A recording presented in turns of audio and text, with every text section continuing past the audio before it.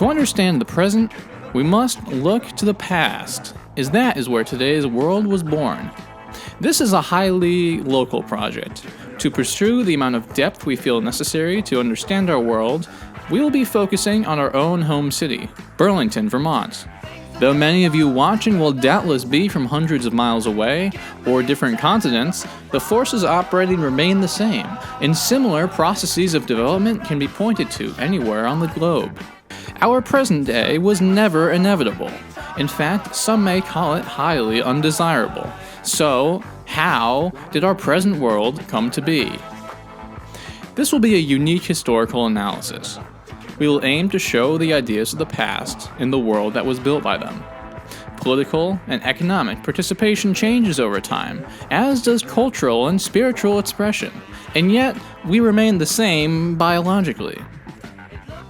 What we're going to be doing is showing humanity in this local area as a developing, and in many cases rapidly developing, ecosystem. What causes the ecosystem to change?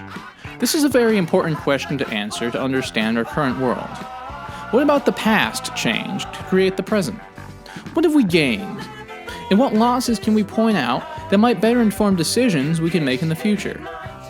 We will be using novel philosophical lenses to analyze and critique the ideas we discuss, those being social ecology, as articulated by the late American philosopher Mary Bookchin, world systems by the late Immanuel Wallerstein, and democratic civilization, a paradigm shift articulated by Abdullah Öcalan, a political prisoner and leader of the Kurdish freedom movement.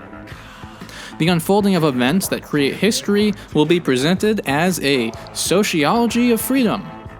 We will show the relationship between humans and between humans and the land, as an evolving current based on the ideas and motivations of the time. We will break our history into manageable parts. The next video will be about the Abenaki of Vermont, who preceded Burlington and lived in the shade of the Green Mountains since at least 12,000 years ago.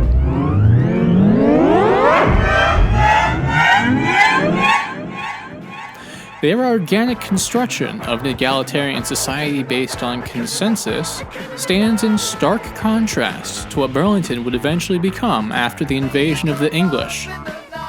From there, we will track the development of state, of society, political form, the economic explosions, and philosophical aspects of the people. There is an interesting story to tell, and rather than repeating cliches, we want to rewrite history closer to the truth than has been achieved.